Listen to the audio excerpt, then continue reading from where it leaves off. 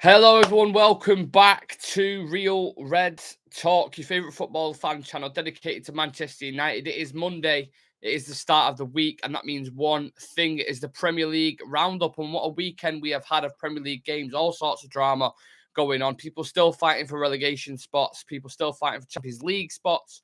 And then we're not fighting for, we didn't fight for Champions League spots because Newcastle had already secured it and United have already secured it. So I'm talking absolute shit there. But there was still things to play for, I think, like Europa League and things like that. So before we dive into the games together and all the action that happened across the weekend, make sure you are subscribing to the channel, smash a like on the video and subscribe to Real Red Talk. Now, kickoff, usually the way we do it structured and we do it kind of in what's the word I'm looking for? Chronological order. That's what I was looking for. Usually we do it chronological, start with the 12:30 kickoffs, move on to 3 o'clock, 5:30, Sunday, Super Sunday kickoffs, and then Monday Night Football. But obviously it is the last game of the season, the last games of the season, should I say. So we're going to start off with Villa versus Brighton. I think there was obviously things to play for in terms of, could Villa push into that Europa League spot? Europa Conference League spot, should I say. Now, in my prediction, I had this game at 2-2, which I put up on YouTube. I thought it'd be a bit of a barn burner. I didn't watch the game specifically because there was so much other stuff going on with relegation. I did a watch along for the United game, so I had that on. But yeah, Unai Emery's managed to get into the Europa Conference League. So he's back in Europe. He'll be doing bits again. First of all, good evening. First and foremost, good evening. And we know what you can do in Europe. So that's an absolute massive thing for Villa fans. I'm sure they're going to be very happy about it. Traveling to away games, whether it's, AEK or some game in Greece, or do you know what I'm saying? So they'll be buzzing with that. You had Doug Luiz, Ollie Watkins getting the goals for them, and then you had Undav getting on a score sheet for Brighton. We've got Tadmore McGlashan, who I haven't seen for a while. I haven't seen for a hot minute, saying fully active. Thank you very much, brother. I hope you're well. Make sure you smash like on the video. Vince is in the chat as well. One of the regulars who's been a part of this channel for so long. So I appreciate you, the loyalty, Vince. Big up everyone in the TikTok as well. Make sure you smash the like and I'll read a couple of your comments out very shortly. So this is just purely a show whether you're a United fan or whether you're a fan of another club where everyone can get involved, because we're going to discuss every single result and what implications that has, what it's had on the league, if they're down in the Championship, if they're in Europe. You know the score. So Aston Villa beat Brighton 2-1. Douglas Luiz and Watkins getting on the score sheet alongside Undav for Brighton. But Brighton already secured Europa League with a draw, I think it was against Man City in game week 37. So they're already buzzing. I think that's massive for Brighton. I'm buzzing for them because I feel like everybody sees Brighton as this kind of neutral team. Do you know what I mean? Like, obviously, we would never support Liverpool, never support Arsenal, never support City. We're not fans of Chelsea. But Brighton are that team who everyone looks at. They seem to be getting everything right at the minute. They've got a fantastic coach in De Zerbi, who is he in for a shout of manager of the season? And I don't even know if it's been nominated yet, to be honest. But I'm excited what's in store for Brighton. The thing is with Brighton, they're obviously going to lose a couple of players. I think Moises Caicedo and McAllister are going to go in the summer. You've heard De Zerbi talking about it. So it seems like, they've either got an agreement with the club or they're close. I think McAllister is going to end up going to Liverpool, and I think Caicedo, I'm not sure, because he said there's top 3 English clubs who are interested in him. So who would sign Caicedo? Who would go in for Caicedo? I think it's very interesting. There's links with Arsenal, but then they're saying Arsenal are preparing like a £90 million package for Declan Rice. So that's why I'm saying who else would go in for him. I don't think City would go in for him. I mean, I'd love to take him, but I don't think United are going to sign him. So it's interesting. It's interesting. 2 fantastic players, and I'd probably take both at Manchester United, to be honest. I think they're both great. But we'll touch on United very shortly anyway. So Brighton, fantastic. They're going to lose a couple of players, but with their recruitment staff and how they develop players, I wouldn't worry too much, to be honest. Every player they seem to bring in seems to be a bit of a smash. So fair play to Villa, fair play to Brighton. We move on next to the famous bottlers of the league, the specialist in failure, as Jose Mourinho once referred him to back in the day. They smashed Wolves 5-0, which again was another prediction of mine. I didn't say 5-0, but I said Arsenal will smash him just due to 2 things, really. One, because they bottled the league, they're at Emirates, they're going to want to sign off in style. They're going to want to leave a positive taste in Arsenal fans' mouths after, absolutely crumbling the league title after leading in, what was it, 291 days, something like that. So they're going to have to put in a performance to kind of shut people up, and that's what they did. They beat Wolves 5-0. Xhaka scored 2, Saka scored, Jesus, and Kawhi as well, I think his name is. I've not heard much about him. Wolves players are already on holiday. They did their job. They're staying in the league. I mean, they've been on holiday for weeks. Even the game against us, like, they did absolutely nothing at all in that game. So, yeah, kind of expected that. You had Brentford versus City, which was a bit of a shock result. Didn't expect that. I thought it might be a tight game. City already won the league. Brentford's maybe something still to play for. So I thought, City might beat them 2-1 and maybe 3-1. But Brentford actually beating them was a shock. Again, didn't watch that game specifically itself, but I heard Pinnock scored and Burno with the assist. And Brentford, in isolation, I think what Thomas Frank's doing there is a fantastic job. They're going to be a little bit sticky in terms of what's going to happen with Ivan Toney and the whole kind of betting scenario. That's going to set them back a little bit. But yeah, I think he's done an amazing job. To be, when they hadn't been in the Premier League ever, had they, Brentford, I believe. Now that they're kind of a mainstay, a mid-table team. The players they've brought through, they've got some fantastic talents. And Burno in particular, Ivan Toney, fantastic. If they could keep hold of them and then add to that squad, I think Brentford will be all right, to be fair. But if you don't, then you could see himself very quickly getting dragged into that relegation battle next season. They then had Crystal Palace versus Forest. Nottingham Forest, again, called it in my prediction. Said it'd be 1-1, be a boring game. I mean, we don't need to discuss this too much. Again, Forest already staying up. We knew they were staying up with their result. I think last week or the week before, they had a huge result, and I can't remember who it was against. Who did they beat? They either beat or got a point against someone. I wish I could have liked. Someone will put it in the chat anyway. They'll know what I'm on about. But Forest were already staying up, so it was kind of one of them. I mean, Palace had nothing to play for. The question is, what the Crystal Palace do now going into this summer? You've got Wilfred Zaha, who's leaving on a free. Can Eze fill that void for them? Roy Hodgson, what's going to happen with him? Is he just come in, do that job, and then buggers off, basically? Who's the next manager you bring in? Because it surprised me that they let Patrick Vieira go, to be honest. I thought they might, and I know they had a bit of a stumble and they was getting dragged down into the thing, but I still think Vieira was a decent coach. I like what he did with Palace. He took them away from that kind of normal, boring spell, but then they had to revert to that just to kind of stay up. So it'd be interesting to see what kind of direction Crystal Palace go in, to be honest. Definitely, for sure. Chelsea, Newcastle, another surprise result. 1-1. You had a Trippier own goal, and you had Anthony Gordon scoring as well, which is like, I mean, if you're going to put the lottery on this weekend, this is your weekend to do it. I mean, some of the things that happen would just never usually happen, but they have. So Chelsea got a point against Newcastle. Newcastle already cruising again. Chelsea, I mean, where do we start with Chelsea? Honestly, they have got some trimming to do. They are like a man who's been living on an island for years. They have got some serious trimming to do. Like, they need to cut their squad down a lot. And maybe one of them would be Mason Mount to Manchester United. Who knows? I'll touch on that.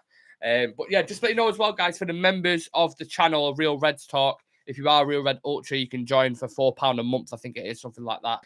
Click join next to the notification bell. We've got 2 spots left in the starting 11. And the members video has just been filmed today and it's going to drop tomorrow. And that is Mason Mount versus Christian Eriksen in a head-to-head and why he is the right man for Manchester United going forward. So if you want to check that out, you want to become a part of the ultimate footballing community, you're more than welcome to do that. But I've gone off on a tangent. Bring it back to Chelsea, Newcastle, or Chelsea in general.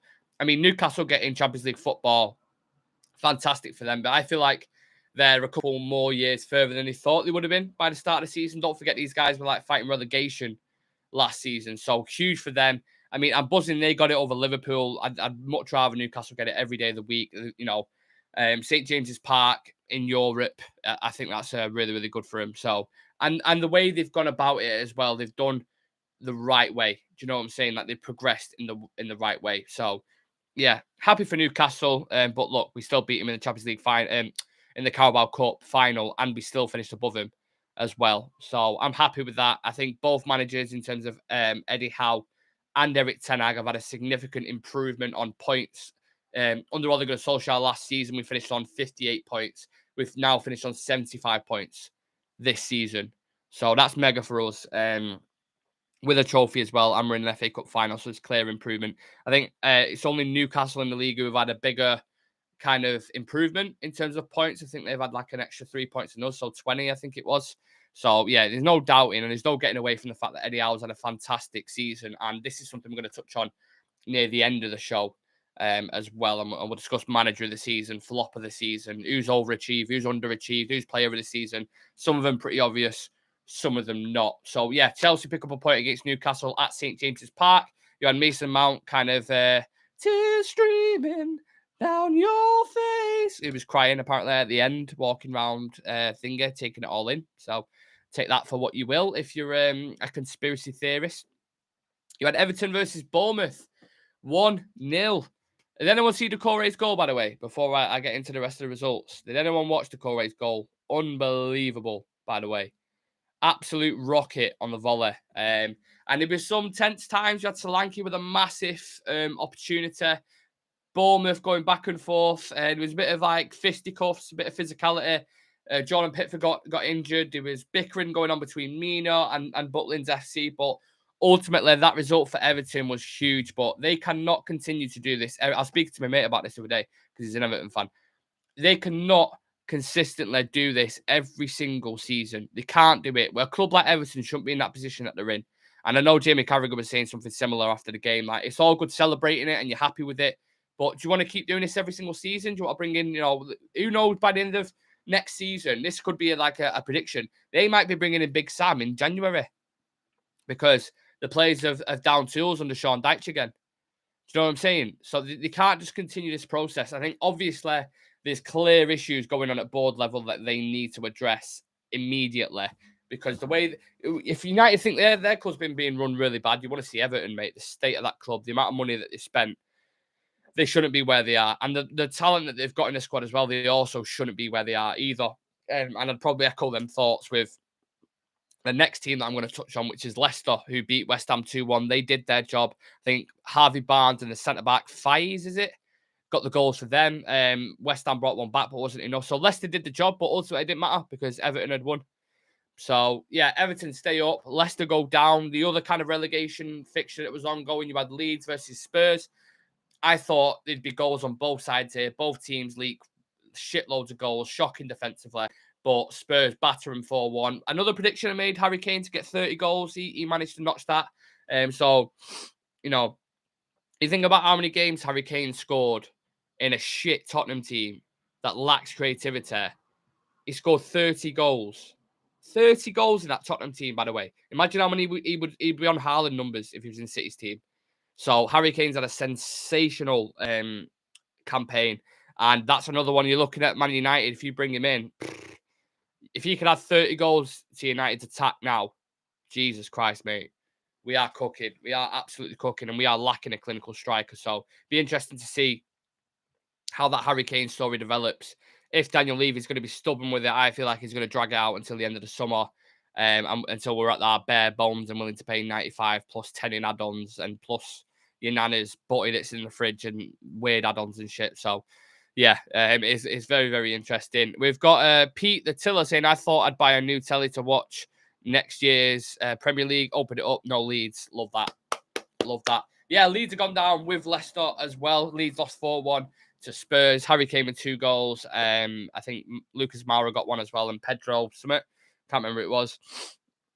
They go down, and then you've got 2 more fixtures, which were kind of bit of nothing fixtures. I think, well, the scoreline showed that in one of them, certainly. But you had Man United smashing Fulham. Well, not smashing. You can't call it a smashing because it's not. United beating Fulham 2-1. Sancho Fernandez getting the goals for us.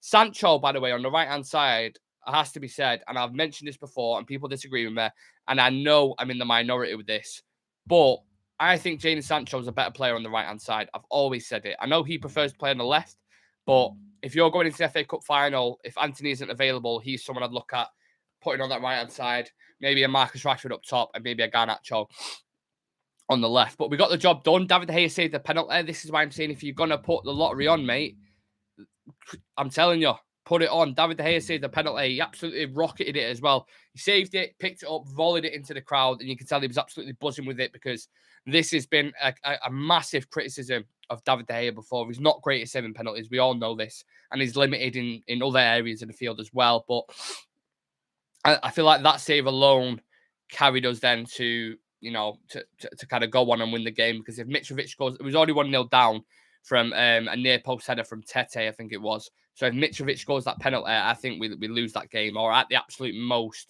we get a draw out of it. We've got Fredinho in the chat. Big up to Eccles, local ultra. I think it's from Eccles anyway, I'm pretty sure. Let me know, Fredinho, if you are.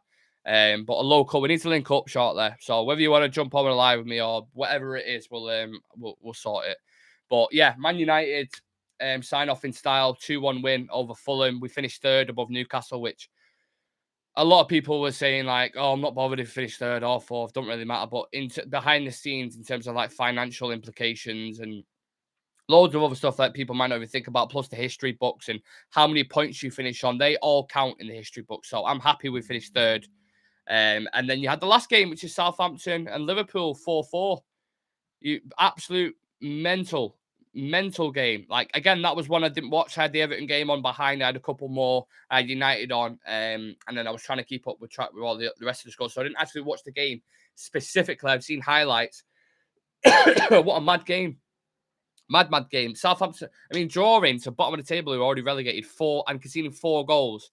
There is something fundamentally wrong at Liverpool there. There really, really is. Like, I do believe once they sort the midfield out, if they bring in a McAllister and they bring in a few more and sort the engine room out, their attack is good enough. The defence, maybe a little bit of tweaks there, because some of them have been suspicious this year. But if they can sort that midfield out, they will be right back in the mix. And Jurgen Klopp's already proven that he can go toe-to-toe with Pep Guardiola with the right squad. So I think Liverpool and Manchester United will be back challenging next season. Whether they challenge for the title or not, I don't know. But you're talking second, third. I think they'll be there or thereabouts. They'll be the 2 teams that are standing out if they recruit right. That's the one point I wanted to make. So, yeah.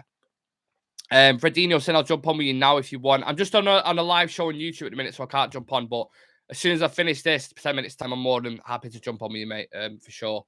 But yeah, it's just a few more things I want to discuss, and then we'll think it. But yeah, they're all the fixtures. I've already spoken about all them. We've got Manchester United edits in the comments saying, "Yo, I tagged you yesterday. Remember, was it on TikTok or was it on Instagram? Let me know, whichever way. And make sure you smash a like on the video, by the way, and subscribe to the channel if you haven't already. But yeah." As a conclusion for you guys, Champions League spots, City, Arsenal, United, Newcastle, Europa League spots, Liverpool and Brighton. You've got Liverpool hearing that music, which I do not envy because United have been hearing that theme tune for the past couple of years. So, yeah, Liverpool in Europa League. Brighton, massive for them. Buzzing, like I said at the start. Happy that they're in Europe with the talent. They should be showcasing their talent in Europe with the players they have and the way the coach sets up as well. I think Deserve is a fantastic manager. So buzzing for them. Europa Conference League, already touched on it. Unai Emery back in the Conference League. You've got Leicester, Leeds and Southampton who were relegated. In terms of individual accolades, David De Gea won the Golden Glove, which a lot of people were buzzing about. Obviously, I was happy myself. I was buzzing for him. But there's still concerns with David De Gea for me going forward. There's still massive concerns. Which need to be addressed. Whether they will or not, I don't think they will. I think they're going to extend his contract and he'll have a bit of a wage cut. He'll take that as you will. But yeah, he's the Golden Glove winner officially. I think a lot of the credit goes to the defence as well. Lisandro Martinez has been unbelievable since he's come in. Obviously, Casemiro steadied the ship as well, and Rafael Varane. That whole kind of triangle there for big parts of the season was huge for us. And don't forget, we've lost out on quite a lot of these players as well. Casemiro's missed loads of games suspension. Lisandro had a massive injury. Casemiro, I've already touched on just then, sorry. But Rafael Varane misses games due to it. So we've never had a consistent triangle at our base throughout the full season. We've had injuries left, right, centre, suspensions left, right, centre. So that's something this is why context is important. When you're discussing something like the Golden Glove race. But yeah, David De Gea wins the Golden Glove. Most assists. I'm not even checked. I know it's Kevin De Bruyne in it. I don't even know what award they call that. They just call it the most assist award because you've got Golden Glove, top goal scorer. What's the actual terminology for assist? It's De Bruyne anyway, isn't it? Like best player in the league in my opinion, Kevin De Bruyne. Probably the best midfielder on the planet right now, which kills me to say because I think he's a Man City player, obviously. So I'm not a massive fan of City, but he's no denying that Kevin De Bruyne would improve any team that he's a part of. Player of the season. I know Haaland got young player and player, but it's exact same for me. I think he is player of the season. You can't have a striker come in his debut season, break the record of all-time Premier League in his first season, and score 50-odd goals and not have him as player of the season. You just can't. You really, really can't. There's other contenders that I'd willing to discuss and I'm open to chat about, but you can't look past Erling Haaland for me. I'm not sure if manager of the season's been announced yet. I mean, again, fill me in, guys, if you know. But I think manager of the season for me personally is Eddie Howe. What he's done, I think Pep Guardiola already adding Erling Haaland to the squad that they had.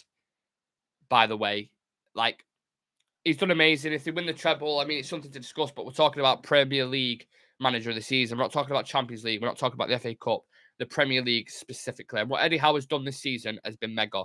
So I would go with Eddie Howe. Surprise signings. Again, guys, get involved in this. Let me know in the comments section. Let me know if you agree with these decisions, if you go for someone different. Look, someone's saying Eddie Howe there straight away. Chelsea will be dangerous next season if I said before, Chelsea will be dangerous if they trim their squad right.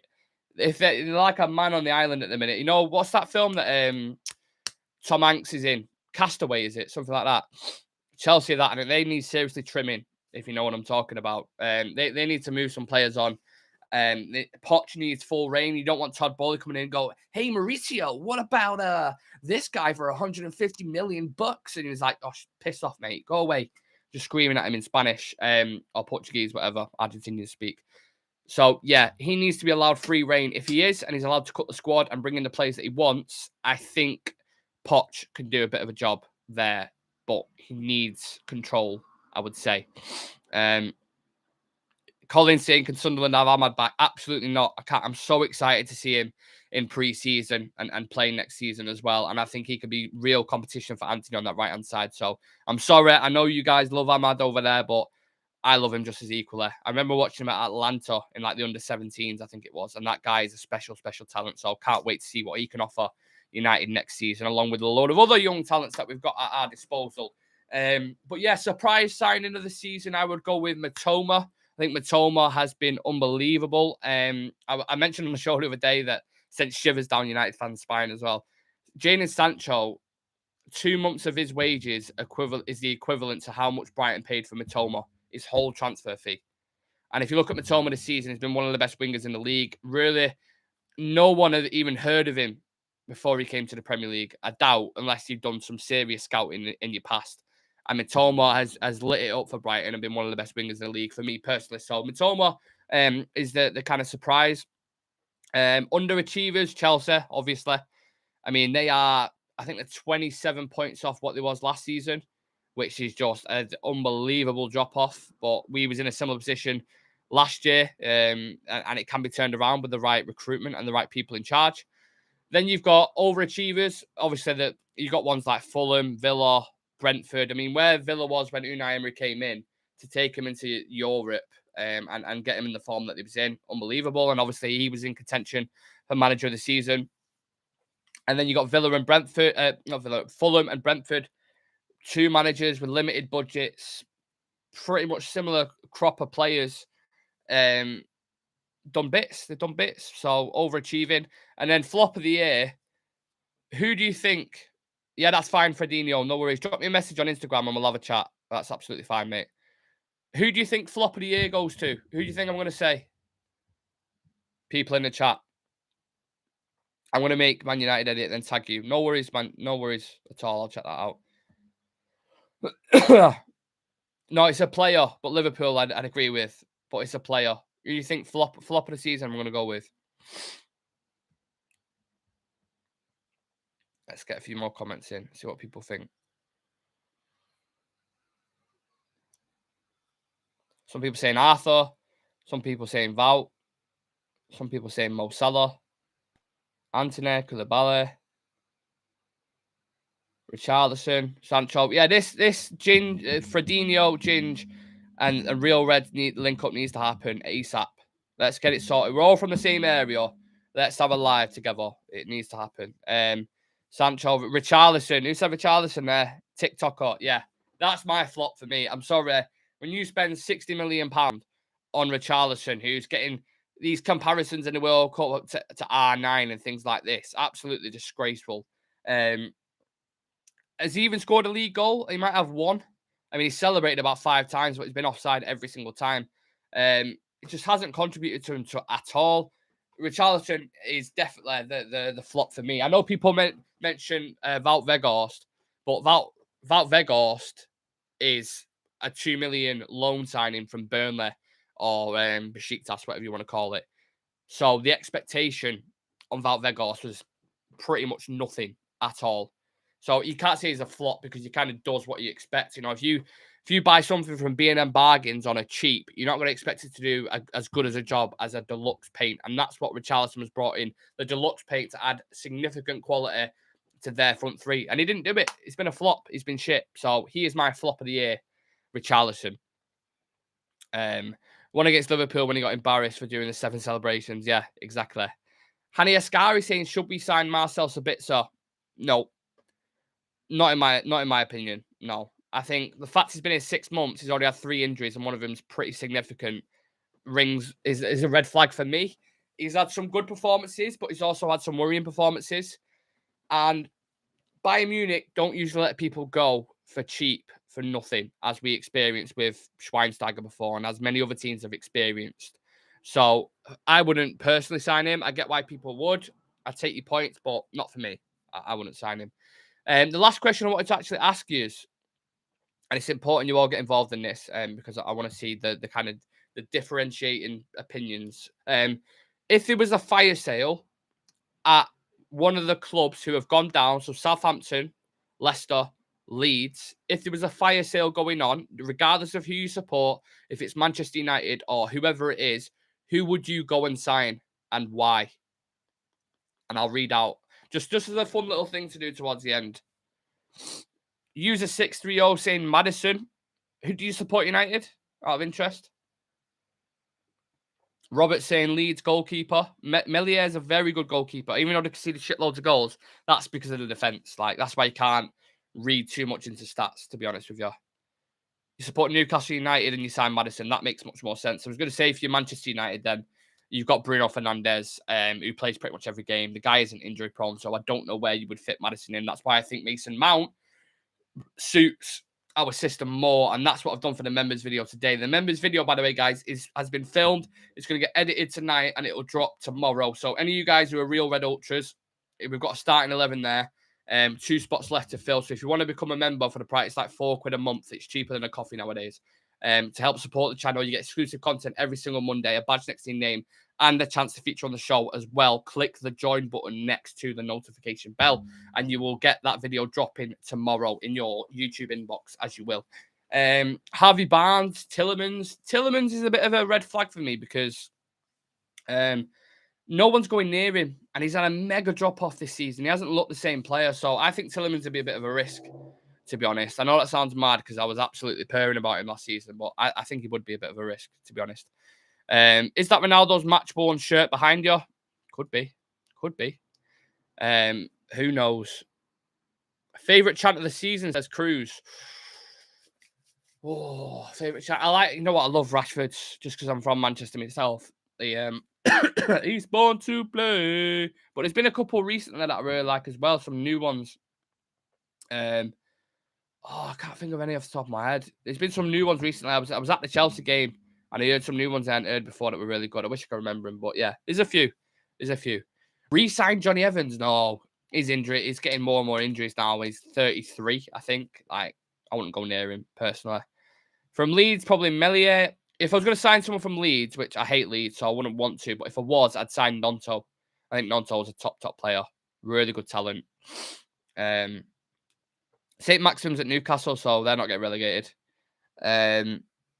Who else? You got Leicester. If I was taking him off of Leicester, Ndidi is back up for Casemiro. Southampton, I'd take Lavia. Lavia is the one that I'd look at out of them all, I think. Yeah. And if Everton were going to go down, which they didn't, I would have took Onana.